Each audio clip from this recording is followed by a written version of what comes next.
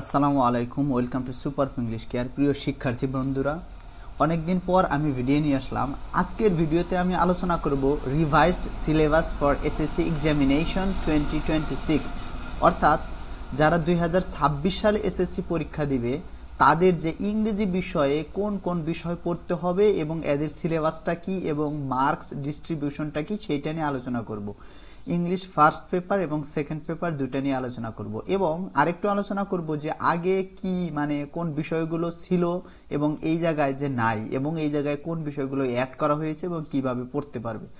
তাহলে আমি আগে দেখাবো কি যে এই জায়গায় দেখতে পাচ্ছ যে ইংলিশ ফার্স্ট পেপার, তারপরে সাবজেক্ট কোড হচ্ছে 107। এটা মূলত এই যে সময় তোমরা পরীক্ষা দেবে ওই সময় পূরণ করতে হবে।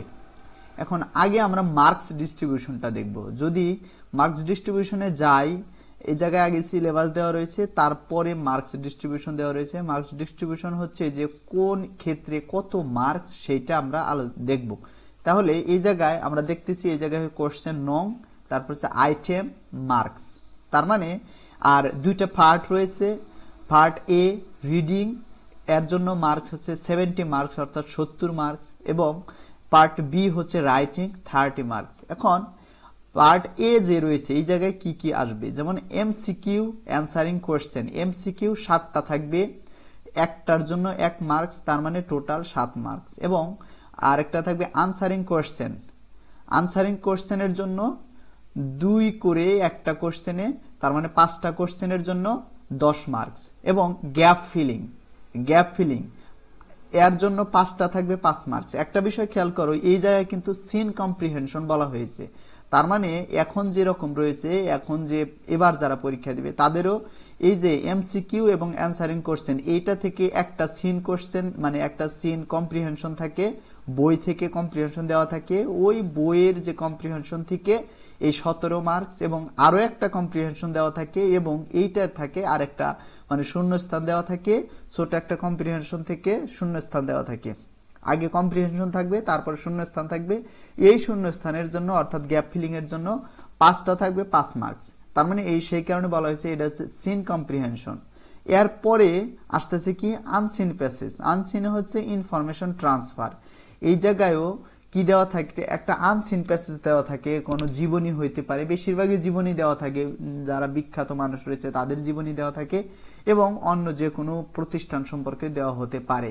মানে ওই জায়গায় থেকে ইনফরমেশন ট্রান্সফার, মানে গ্যাপ ফিলিং এর মতোই থাকে, কলাম বি কলাম অথবা একটা দেওয়া থাকে, টেবল দেওয়া থাকে, ওই টেবলে আর কি তথ্যগুলো পূরণ করতে হয়।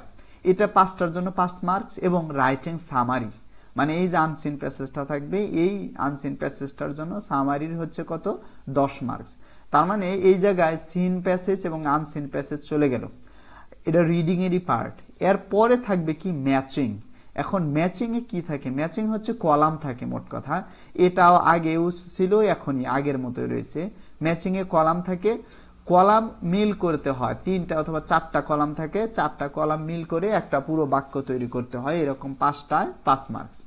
এরপর রিঅ্যারেঞ্জিং। রিঅ্যারেঞ্জিং সেন্টেন্সেস হচ্ছে তোমার কোনো একটা ঘটনা নিয়ে সাধারণত দেওয়া থাকে, ওইটা ঘটনা ক্রোনোলজিক্যালি সাজাতে হয়, কিভাবে ঘটেছে সেই অনুযায়ী সাজানোর জন্য 8টায় 8 মার্কস। তার মানে তোমার এই পর্যন্ত যে মার্কস ডিস্ট্রিবিউশন দেওয়া রয়েছে এটা আগে যেরকম আছে একই, কিন্তু এই যে 20 মার্কস শেষের answer question from poems any 5 out of 8। তার মানে এই যে তোমরা যারা এবার 9-এ পরীক্ষা দিয়েছো তারাই তো এবার 10-এ উঠবে এবং 2026 সালে এসএসসি পরীক্ষা দিবে, তারা কিন্তু এই যে একটা কবিতা থাকতো, এই জায়গায় অবশ্যই মনে হচ্ছে এটা সিন প্যাসেজ, সিন কবিতা থাকবে, কারণ কবিতা বইয়ের মধ্যে দেওয়া রয়েছে, এটা সিলেবাসে দেওয়া রয়েছে। এখন এই জায়গায় বলা হচ্ছে কি answer question from poems any 5 out of 8, মানে 8টা কোশ্চেন দেওয়া থাকবে একটা কবিতা থেকে, অথবা কবিতার একাধিক থাকার কথা না, যে একটা কবিতা থেকে 8টা কোশ্চেন থাকবে, কত মার্কস করতে হবে, 5টার উত্তর দিতে হবে। এর জন্য একটার জন্য 2 মার্কস করে, তার মানে 10 মার্কস। এটা কিন্তু নতুন, এই জায়গায় এই ধরনের প্রশ্ন আগে ছিল না। আবার অ্যান্সার কোয়েশ্চেন ফ্রম স্টোরিজ, মানে গল্প দেওয়া থাকবে, সেই গল্প থেকেও কিন্তু এই জায়গায় 8টা প্রশ্ন থাকবে, কত 5টার উত্তর দিতে হবে, এর জন্য 10 মার্কস। তার মানে 10 10 20, এই যে এই 20 মার্কস হচ্ছে একেবারে নতুন শিক্ষার্থীদের জন্য। তার মানে এটা আরো ভালো করে পড়তে হবে, এগুলা কিন্তু অ্যাজ ইউজুয়াল আগে যেরকম ছিল এরকমই। এরপরে আসতেছে কমপ্লিটিং এ স্টোরি। কমপ্লিটিং এ স্টোরিতে বর্তমানে রয়েছে 10 মার্কস, কিন্তু এই জায়গায় দেওয়া রয়েছে কত মার্কস, 15 মার্কস। তার মানে কমপ্লিটিং এ স্টোরিটা কি, তোমার একটা গল্প দেওয়া থাকবে, গল্পের কিছু অংশ দেওয়া থাকবে, শুরুটা দেওয়া থাকবে, তোমার বাকিটা শেষ করতে হবে, এটার জন্য 15 মার্কস। এবং রাইটিং ডায়ালগ, ডায়ালগ তো এর আগেও লিখেছো, ডায়ালগ হচ্ছে তোমার কোনো একটা টপিকের উপর দুইজনের মধ্যে ডায়ালগ লিখতে হবে, এটার জন্য 15 মার্কস।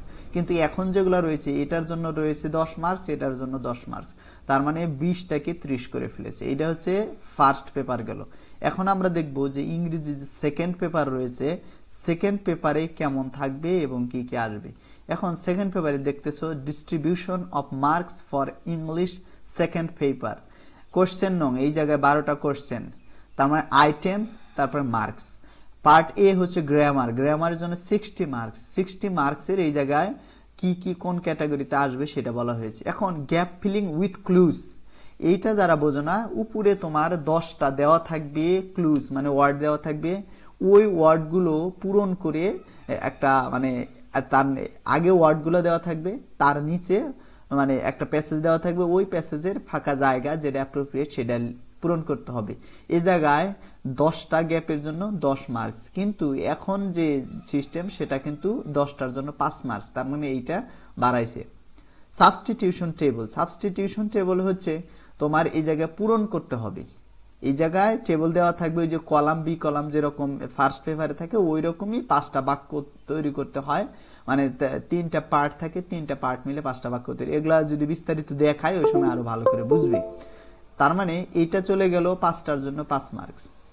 এরপরে right forms of verb, right forms of verb কিন্তু তোমরা 9-এ ছিল না সম্ভবত, কিন্তু এখন যে সিলেবাস এখন আছে এটায় 10টা গ্যাপ থাকবে, 10 মার্কস। কিন্তু এখন বর্তমানে যেটা আছে 5 মানে 10টা থাকে কিন্তু 5 মার্কস, এখন 10 মার্কস করে দিয়েছে। চেঞ্জিং সেন্টেন্সেস, এই জায়গায় transformation of sentence, affirmative, negative, assertive, interrogative, exclamatory, simple, complex, compound সবই আছে, এটার জন্য 10টা 10 মার্কস। ট্যাগ কোশ্চেন, এটা সব মানে সবচেয়ে ইজি যেগুলো রয়েছে তার মধ্যে একটা, এটা 5টার জন্য 5 মার্কস। সাফিক্স প্রিফিক্স, এটাও 5টায় 5 মার্কস। প্রেপোজিশন থাকবে 5 মার্কস। কানেক্টরস এবং লিঙ্কিং ওয়ার্ডস, এটাও 5 মার্কস। তারপর পাংচুয়েশন এবং ক্যাপিটালাইজেশন, এটা হচ্ছে 5 মার্কস। এখন যারা শিক্ষার্থী রয়েছে তারা যদি একটু খেয়াল করো যে এই জায়গায় তোমাদের ন্যারেশন নাই, কিন্তু আগের যারা শিক্ষার্থী অর্থাৎ 2025 সালে যারা পরীক্ষা দিবে, যারা এবার পরীক্ষার্থী, তাদের কিন্তু ন্যারেশন রয়েছে, কিন্তু তোমাদের ন্যারেশন চ্যাপ্টারটা বাদ দেওয়া হয়েছে।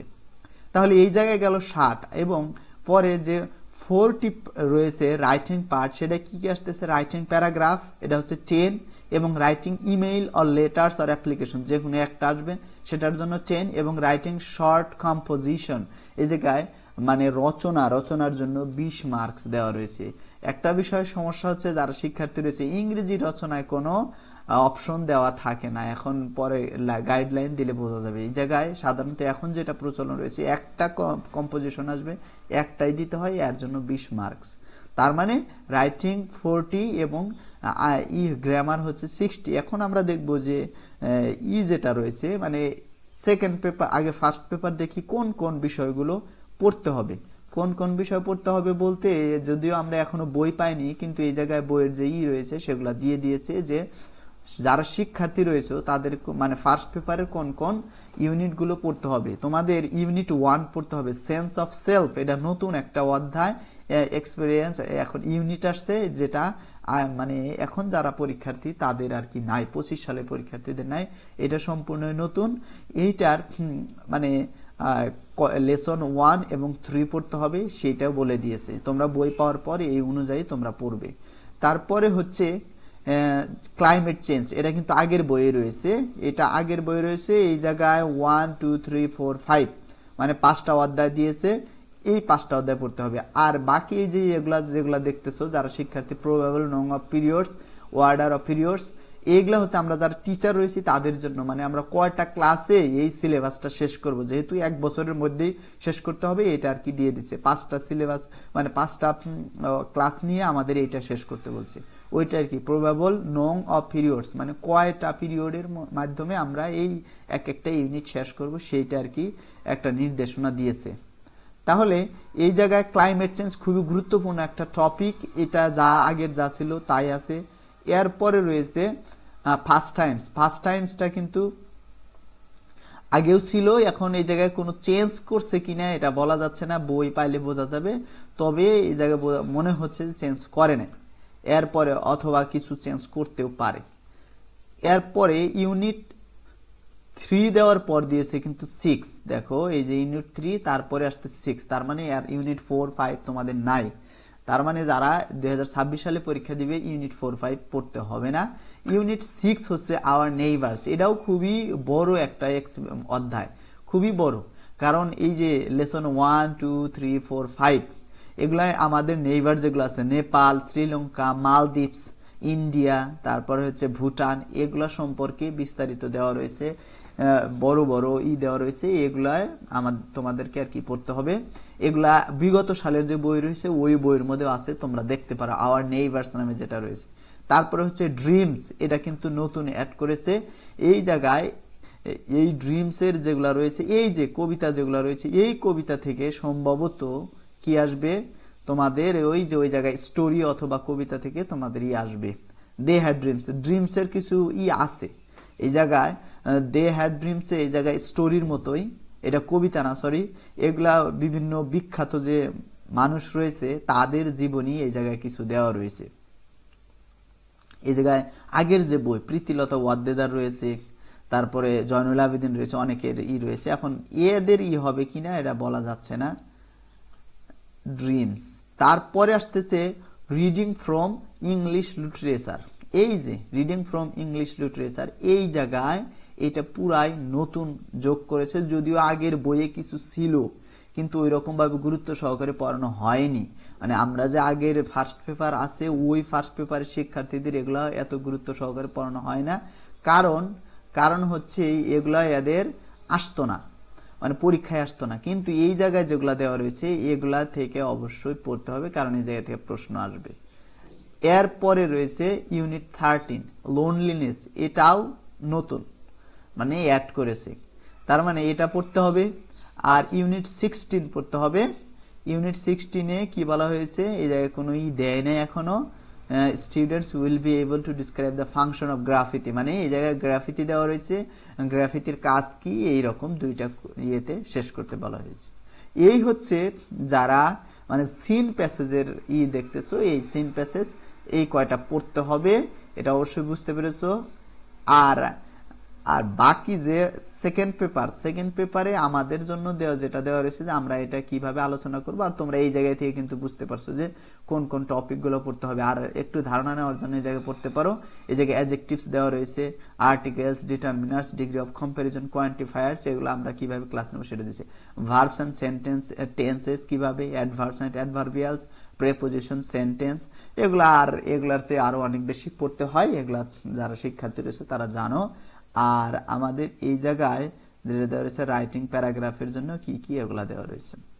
এখন তাহলে যারা শিক্ষার্থী রয়েছে তারা অবশ্যই বুঝতে পেরেছে যে তোমাদের কোন কোন বিষয়গুলো পড়তে হবে এবং কোন জায়গায় থেকে। এখন যেহেতু বই আসতে দেরি হতে পারে, সেই কারণে তোমরা তোমাদের যে পুরাতন বই অথবা তোমরা এনসিটিভির ওয়েবসাইট থেকেও ডাউনলোড করে নিতে পারো, যে একটু প্রিপারেশন নিতে পারো আস্তে আস্তে, আর বই পাইলে তো কোনো সমস্যা নেই।